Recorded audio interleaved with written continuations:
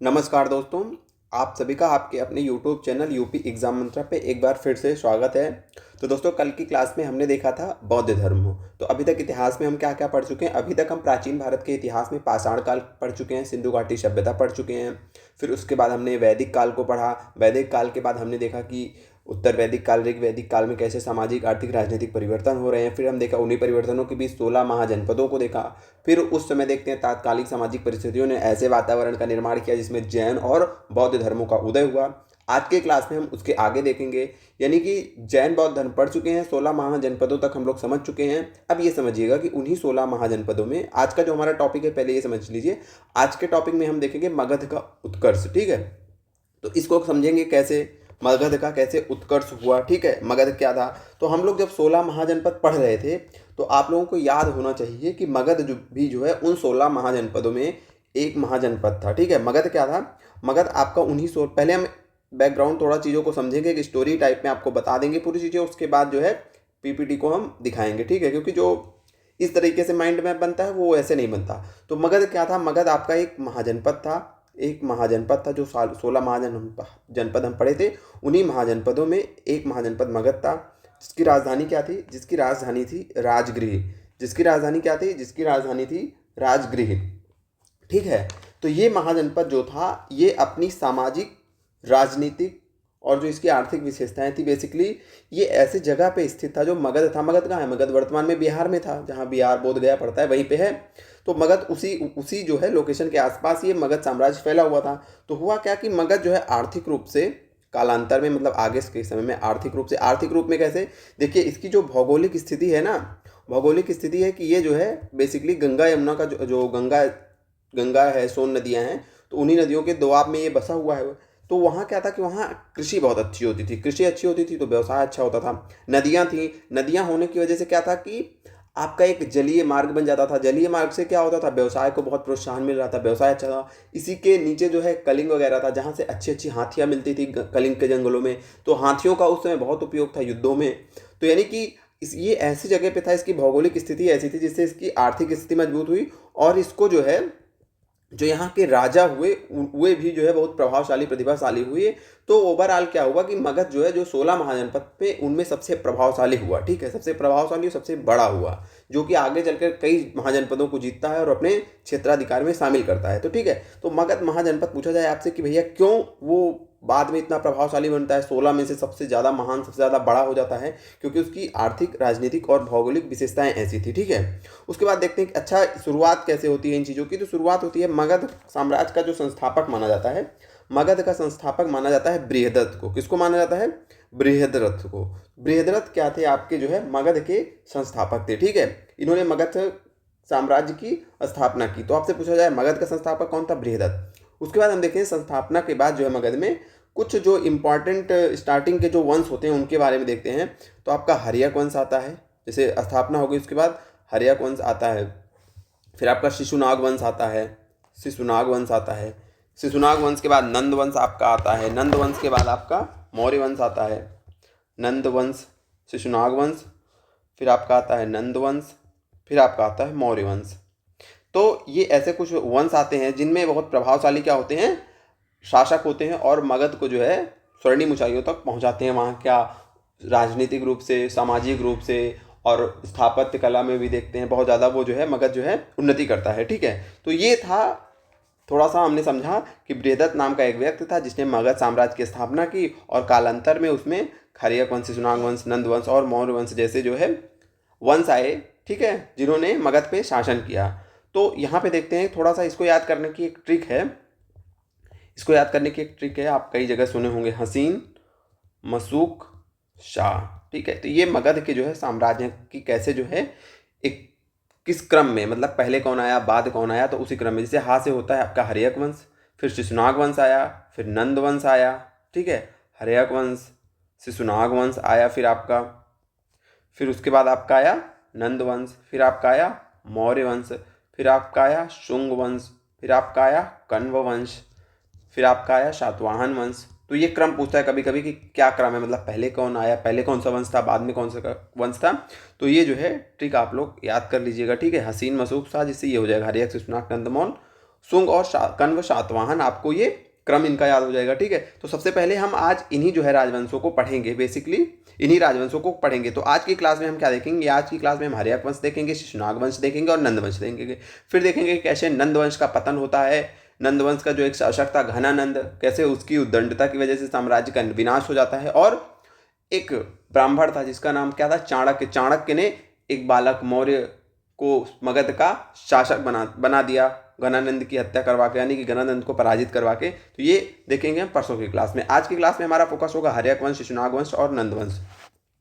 अब इनमें से हम शुरू करते हैं। सबसे पहले किसको शुरू करते हैं, सबसे पहले हम देखेंगे हर्यक वंश को। ठीक है, हर्यक वंश को, हर्यक वंश को। चलिए देखने के पहले थोड़ा सा पीपीटी पे भी आ जाते हैं। पीपीटी में क्या लिखा है, देखिए वही लिखा है कि 16 महाजनपदों में सबसे शक्तिशाली होता है आपका ये जनपद। इसकी संस्थापक कौन थे, इसके संस्थापक बृहदत्त थे, जिन्होंने राजधानी क्या बनाया, राजधानी बनाया गिरिव्रज को। गिरिव्रज ही क्या थी, राजगृह थी, राजगृह का ही नाम था। किस कारण मगध का उदय हुआ, तो आर्थिक कारण हमने देखा, भौगोलिक कारण और राजनीतिक कारण से मगध का उदय हुआ। मगध में वंशों का क्रम हमने देखा, हर्यक वंश, फिर शिशुनाग वंश, फिर नंद वंश, फिर मौर्य वंश। अब की क्लास में हम आगे जो पढ़ने चल रहे हैं, हम पढ़ने किसके बारे में पढ़ेंगे, तो हम पढ़ेंगे हर्यक वंश के बारे में। ठीक है, तो देखते हैं, पीपीटी में सब कुछ लिखा ही है लेकिन हम आपको पढ़ाते चलते हैं। तो जो ये आपका देखिए समझिए हर्यक वंश था। हर्यक वंश को सबसे पहले हम देखेंगे कि इसका संस्थापक कौन था। तो इसका संस्थापक जो था वो बिंबिसार था। बिंबिसार आप यहाँ पे देखिएगा, इसका नाम बिंबिसार है, बिंदुसार नहीं है, बिंबिसार है। ठीक है, तो इसका संस्थापक कौन था, हर्यक वंश का संस्थापक आपका बिंबिसार था। ठीक है, ये जो बिंबिसार था ये गौतम बुद्ध के समकालीन था। किसके समकालीन था, गौतम बुद्ध के समकालीन, यानी कि जिस समय गौतम बुद्ध थे उसी समय का ये भी है। गौतम बुद्ध के समकालीन थे, ये गौतम बुद्ध के समकालीन थे।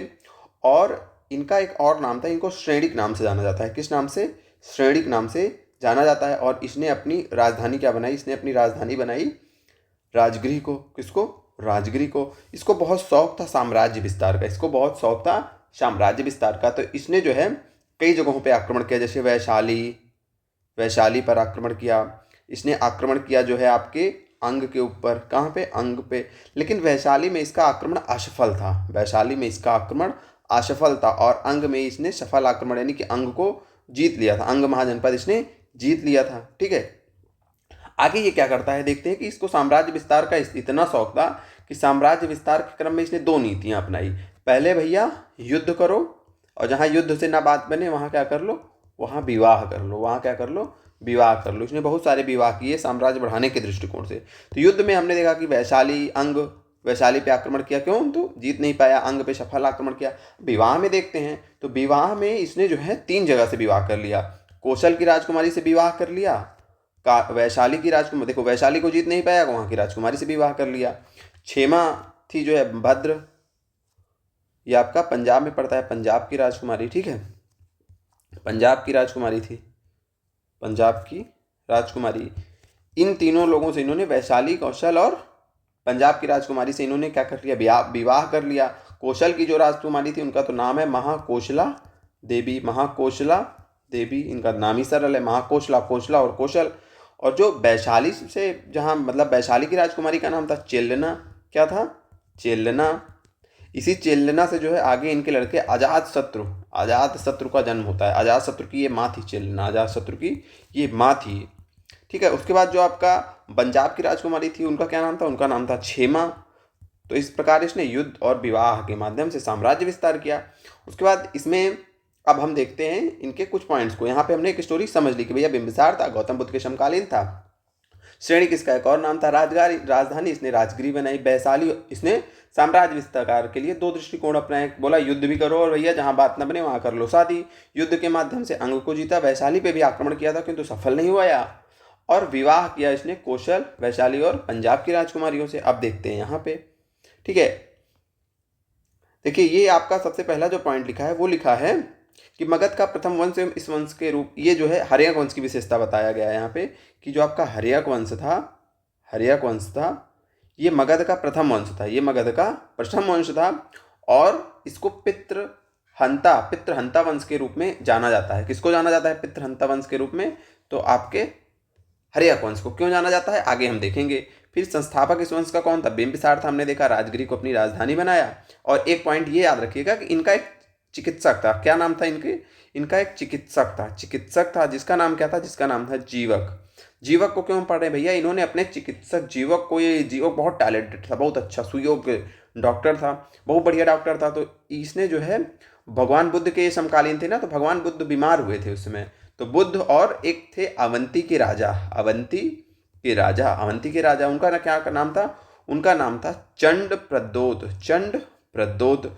तो जीवक को इन्होंने अपने, जीवक किसके राजवैद्य थे? तो राजवैद्य थे बिंबिसार के, तो बिंबिसार के राजवैद्य जीवक थे। जीवक जो है बुद्ध और अवंती के राजा चंड प्रद्योत की भी सेवा की थी। किसकी आज्ञा पर सेवा की थी? यानी कि इनकी दवा की थी इनकी।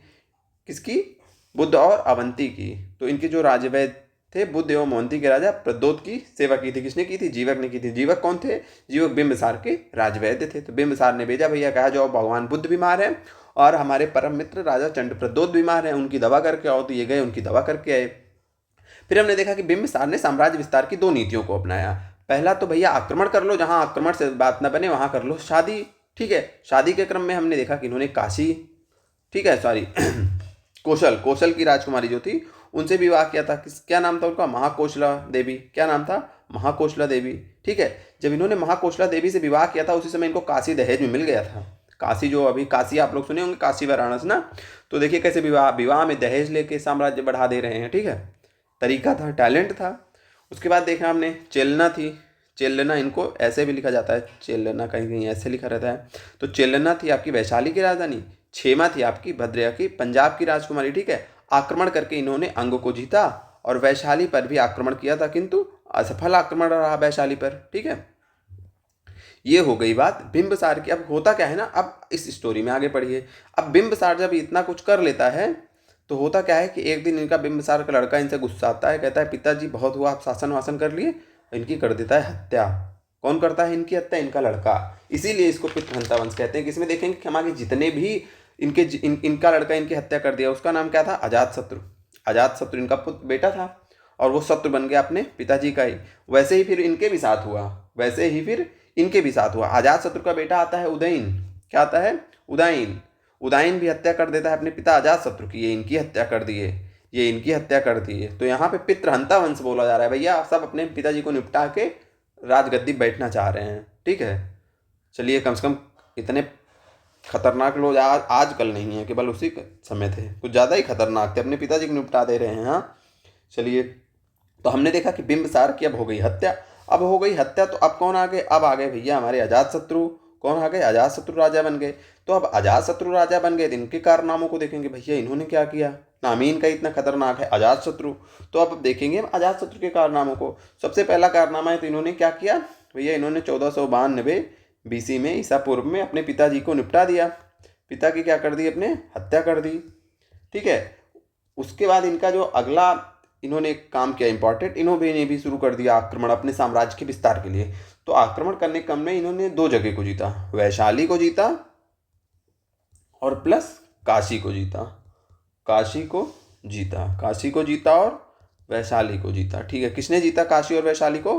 तो अजातशत्रु ने जीता। ठीक है, उसके बाद हम देखते हैं इनका जो है अजातशत्रु के टाइम में, कल हम जब पढ़ रहे थे, पॉइंट याद आ रहा होगा आपको लोगों को, कि एक बौद्ध संगति हुई थी। कौन सी बौद्ध संगति? जो प्रथम बौद्ध संगति हुई थी, प्रथम बौद्ध संगति, वो अजातशत्रु के टाइम में हुई थी। बाकी आप बताइए कि प्रथम बौद्ध संगति का अध्यक्ष कौन था? कमेंट करके आप लोग बताइए ये चीज़। ठीक है, अब अजातशत्रु जब आक्रमण करता था ना, तो इसने आक्रमण के लिए जो है 2 हथियारों की खोज की थी जिससे ये जीत लेता था, सारे युद्धों को जीत लेता था। वो 2 प्रमुख जो हथियार थे, बहुत इंपॉर्टेंट है, पूछा जाता है कि रथ मूसल और महाशिला कंटक। ठीक है, रथ मूसल और महाशिला कंटक नामक 2 हथियार थे इनके, जिसके माध्यम से ये बढ़िया आक्रमण करते थे और जीत लेते थे। अब देखते हैं अजातशत्रु की कहानी। हमने देखा कि अजातशत्रु अपने पिताजी को निपटा के बैठे राजगद्दी पे। इनका एक नाम और था, इनका एक नाम क्या था? कुड़िक था। इनको कुड़िक नाम, उपनाम से भी जाना जाता था। 1492 में अपने पिताजी को निपटा दिए, काशी और वैशाली को जीत लिए। बुद्ध जी के महापरिनिर्वाण के बाद प्रथम बौद्ध संगति यही होती है। ठीक है, प्रथम बौद्ध संगति राजा कौन थे? अजातशत्रु थे। अध्यक्ष कौन था? बताइए। कल की यहाँ लिखा भी है और कल की क्लास में हम लोगों ने देखा भी है कि प्रथम बौद्ध संगति का अध्यक्ष कौन था और द्वितीय। अब आप लोग बताइए कि प्रथम, द्वितीय, तृतीय और जो चतुर्थ, चारों बौद्ध संगीतियाँ थी, हमने आपको एक ट्रिक बताई थी जिसके माध्यम से कि आपको स्थान याद हो जाएगा क्रमागत रूप में कि पहली का कौन है, दूसरी का कौन है, तीसरी का कौन है, चौथी का कौन है। तो आप चारों का स्थान बताइए कमेंट में। और यहाँ पे अध्यक्ष का नाम तो लिखा ही है कि महाकश्यप थे, ठीक है। चलिए, अभी हमने देखा कि भैया अजातशत्रु ने दो बहुत खतरनाक हथियार बना लिए थे जो सबको लपेट देता था। पहले हथियार का नाम था रथ मूसल, दूसरे का नाम था महाशिलाकंटक। देखिए ये रथ मूसल है। इसमें क्या होता था ना, जो रथ होता था ना, इसमें देखिए ये ऐसे धारदार हथियार लगे रहते थे, और जब रथ चलता था ना तो एकदम खच खच खच खच जो सामने आगे पीछे सैनिक आते थे सबको एकदम निपटा देता था। और ये होता था महाशिलाकंटक। इसमें देखिए यहाँ बढ़िया पत्थर वत्थर रखा जाता था। शिलाकंटक, महाशिलाकंटक ये बड़ी बड़ी शिलाओं को फेंकता था, मतलब मैकेनिज्म तैयार किया जाता था। बड़ी बड़ी यहाँ शिलाएं रखी जाती थी, फेंका जाता था, ऊपर से जाके शत्रु की सेना के ऊपर गिरता था। ऐसा कुछ जो बाहुबली मूवी आई थी उसमें भी इस टाइप के कुछ हथियारों को दिखाया गया था, ठीक है। इनके दो हथियार को आपको याद रखना है, भूलना बिल्कुल नहीं है। फिर अब क्या होता है, इनकी कहानी देख ली हम अजातशत्रु जी की। अजातशत्रु के बाद इनका लड़का आता है उदयन। हमने देखा उदयन लपेट देते हैं किसको, अपने पिताजी को। तो उदयन ने जो है, अजातशत्रु का पुत्र कौन था, उदयन था। इन्होंने अपने पिता की हत्या करके सॉरी गद्दी प्राप्त कर ली। अब गद्दी प्राप्त कर ली तो उदयन ने एक चीज़ देखा कि भैया ये जो पाटिलपुत्र, देखिए अभी तक पाटिलपुत्र आया नहीं, अभी तक राजधानी क्या चल रही है, अभी तक राजधानी चल रही है आपकी राजगीर। क्या चल रही है, राजगीर या फिर राजगृह चल रही है राजधानी। तो ये देखते हैं कि ये एक बहुत अच्छा प्लेस ढूंढते हैं जहाँ पे बढ़िया गंगा जो है, जो गंगा नदी है, सोन नदी का संगम है, गंडक नदी, तीन नदियों का संगम है, और ये बहुत अच्छा स्थान इनको लगता है रणनीतिक और सामरिक रूप से। तो इन्होंने यहाँ पर एक नए नगर की स्थापना की, ठीक है। इस स्थान पे जो गंगा, गंडक और सोन नदियों वाला एरिया था वहाँ पे इन्होंने एक स्थान की स्थापना की, एक नया नगर बनाया जिसको कहा जाता है पाटिलपुत्र, जिस वर्तमान में जो कि हो गया है पटना। तो इस शहर की स्थापना किसने की पूछा जाए तो यह अच्छा काम कर दिया था आपके उदयन ने। किसने किया था पाटिलपुत्र नगर की स्थापना, उदयन ने, ठीक है। हमने बताया कि ये तीनों नदियों से घिरा है, ठीक है। इसमें एक जलदुर्ग की सुरक्षा प्राप्त थी उस समय जब ये हुआ था। तो आपको यहाँ से एक पॉइंट और याद रखना है, क्योंकि इसको मैंने किसी पेपर में, ये PYQs में देखा है। कहीं कहीं क्या होता है ना कि अजातशत्रु को माना जाता है, अजातशत्रु को माना जाता है पाटिलपुत्र का स्थापक। पाटिलपुत्र की स्थापना करने का श्रेय कहीं कहीं अजातशत्रु को दिया जाता है। लेकिन आपको याद ये रखना है, इसके बारे में मैंने एक जगह फैक्ट देखा था, तो वहाँ पे ये लिखा दिखा कि जो पाटिलपुत्र की स्थापना थी वो तो अजातशत्रु ने की थी, लेकिन उदयन ने जो है उसको अपनी राजधानी बनाया और उसको मतलब वहाँ पे किलेबंदी की, वहाँ पे जो काम किए, जो उसको एकदम राजधानी नगर के रूप में जो विकसित किया वो उदयन ने किया। लेकिन इसकी स्थापना अजातशत्रु ने ही की थी। लेकिन कहीं कहीं जो है आपको जो है ये भी रहता है कि उदयन ने इसकी स्थापना की है। तो इन दोनों पॉइंट्स को याद रखिएगा। क्वेश्चन में जैसे आपको ऑप्शन दिखे उसी अनुसार आप निर्णय लीजिएगा, ठीक है। उसके बाद होता क्या है कि उदयन के बाद भैया एक अंतिम शासक आते हैं इनके, बस यही महत्वपूर्ण शासक थे, नागदशक। इनका नाम याद रखना है कि ये अंतिम शासक थे। ये अंतिम शासक थे किस वंश के, जिस वंश को हम पढ़ रहे हैं उस वंश का क्या नाम है, हर्यक वंश नाम है। उस वंश का क्या नाम है, हर्यक वंश नाम है। आप इतिहास में और एक क्रम देखेंगे कि अभी हम जब इतिहास पढ़ना शुरू करेंगे ना, राजा वंश होगा, सॉरी एक वंश का शासन चलेगा। इसमें ये उत्तराधिकारी आए, फिर ये उत्तराधिकारी आए, एक आए, दो आए, तीन आए, फिर एक उत्तराधिकारी आएंगे जिनको उन्हीं के सेनापति जी निपटा देंगे। फिर ये जो सेनापति होंगे ये नए वंश की स्थापना करेंगे। ये आपको इसे एकदम क्रम में दिखेगा। देखिए अभी दिखाते हैं। होता क्या है कि ये जो नागदशक हैं, नागदशक कहाँ के हैं, तो नागदशक आपके अभी हर्यक वंश के हैं, हर्यक वंश के हैं, हर्यक वंश के हैं। इन नागदशक को इन्हीं का एक सेनापति होता है, इन्हीं का एक सेनापति होता है। उस सेनापति का क्या नाम था, उस सेनापति का नाम था शिशुनाग। क्या नाम था, शिशुनाग। नाम ही नाग है, डस लिया, किसको डस लिया भैया, नागदशक को। इनके नाम में भी नाग, इनके नाम में भी नाग, दोनों नागों के मध्य लड़ाई हो गई। तो जो ये सेनापति थे शिशुनाग, इन्होंने नागदशक की हत्या कर ली और स्थापना की एक नए वंश की। और उस वंश का क्या नाम था, उस वंश का नाम हो गया भैया इन्हीं के नाम से, शिशुनाग वंश, शिशुनाग वंश, ठीक है। शिशुनाग वंश की स्थापना हो गई। ये पूरी स्टोरी देख रहे हैं, फिर हम वहाँ जाके कंटेंट देख रहे हैं। और इतना बढ़िया आप लोग कंटेंट दे रहे हैं ना, आप कहीं से भी मिला लीजिए, कंटेंट मिला लीजिए। और अगर कोई कमी दिखे तो आप बताइए, कमेंट करिए, एकदम फ्री में। अब आप लोगों को फ्री की चीज़ों की अहमियत ना समझ में आए तो ठीक है, कोई बात नहीं, अलग बात है। तो चलिए हम देख रहे थे भैया शिशुनाग ने निपटा दिया नागदशक को और स्थापना कर ली शिशुनाग वंश की, ठीक है। तो राजधानी भी बनाएंगे, तो इन्होंने जो अपनी राजधानी बनाई वैशाली, शिशुनाग ने अपनी राजधानी क्या बनाई, वैशाली को अपना राजधानी बनाया और अवंती को जीत लिया। अवंती क्या था, अवंती भैया, अवंती के बारे में याद करिए, भी बताए कि एक जो है राजा थे जो बीमार हो गए थे, उनका नाम था चंडप्रद्योत। अरे वही हर्यक वंश के संस्थापक बिंबिसार के मित्र थे, ये मित्र थे ना यहाँ के राजा। अवंती मतलब एक हिसाब से मित्र राज्य था हर्यक वंश में, जो हमने देखा ना कि किसका था, बिंबिसार का। तो बिंबिसार के मित्र थे चंडप्रद्योत, अवंती में जब गए थे जो है वो जीवक राजवैद्य उनकी सेवा करने, ठीक है।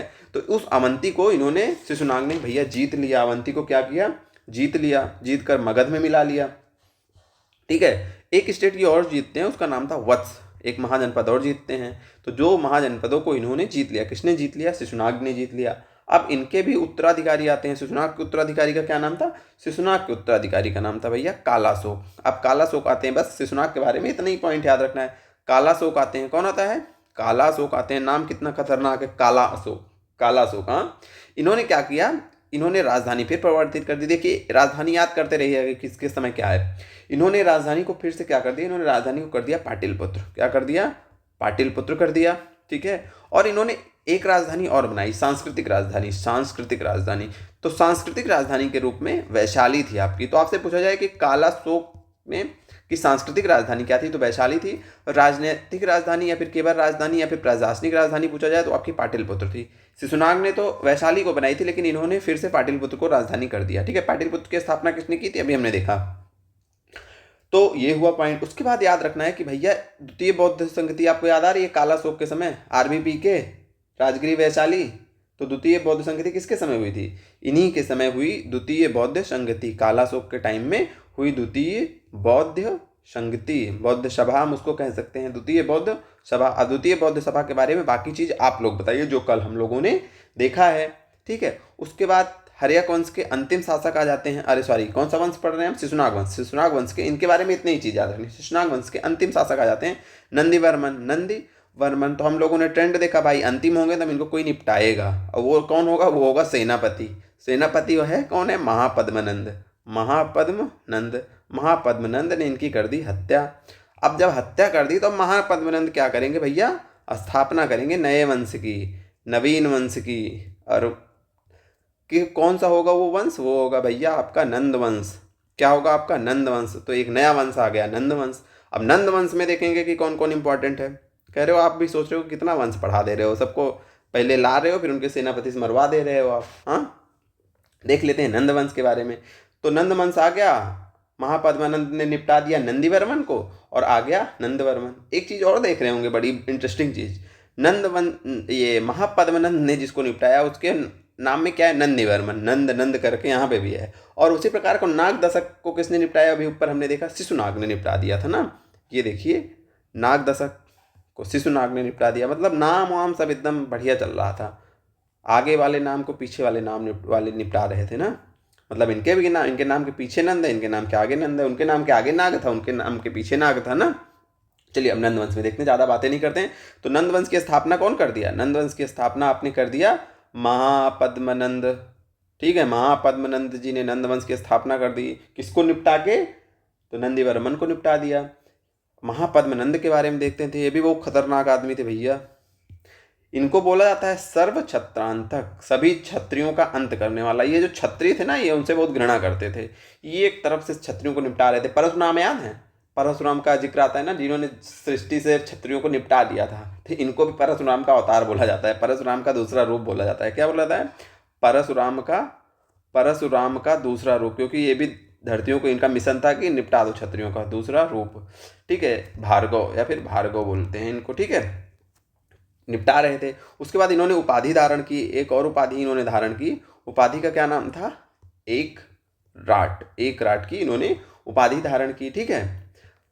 देखा हमने कि परशुराम को दूसरा, इनको जो है दूसरा जो है परशुराम बोला गया है। महापद्मनंद को कहाँ बोला गया है, तो पुराणों में बोला गया है, जो पुराण हैं उसमें ऐसा जिक्र आता है, ठीक है। अब देखते हैं, ये भी युद्ध करेगा, क्योंकि सब राजाओं का एक ही एम होता है, युद्ध करो, संसाधन बढ़ाओ, राज्य बढ़ाओ।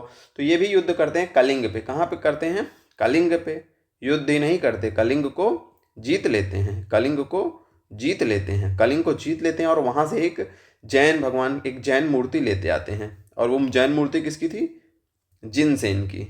जिनसेन की जैन मूर्ति को ये कलिंग से उठा लाते हैं। कहाँ पे, तो ये जिनसेन की मूर्ति को कलिंग से उठा लाते हैं आपके मगध, क्योंकि मगध के शासक हैं।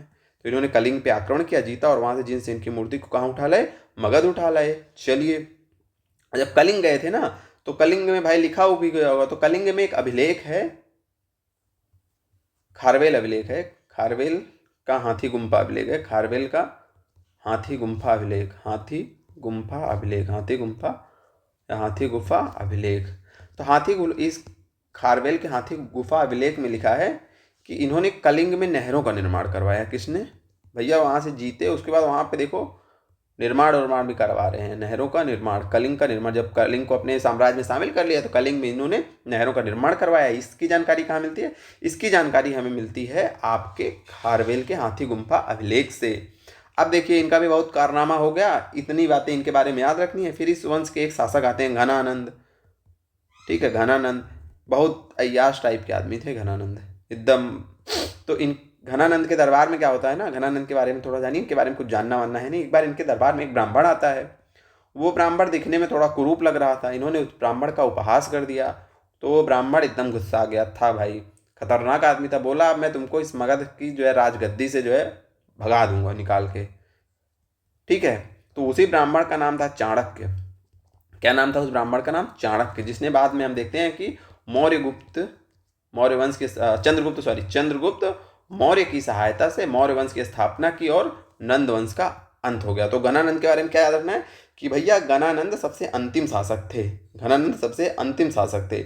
इन्हीं के टाइम पीरियड में जो सिकंदर का आक्रमण हुआ था, सिकंदर का आक्रमण, कल की क्लास में हम इन चीज़ों को देखेंगे, सिकंदर के आक्रमण वगैरह को। ठीक है, आज की क्लास में बस यहीं तक है कि घनानंद क्या हो गया, निपट गया। कैसे निपट गया? चंद्रगुप्त मौर्य ने निपटा के मौर्य वंश की क्या कर ली? स्थापना कर ली। और इस घनानंद को ना ग्रीक भाषा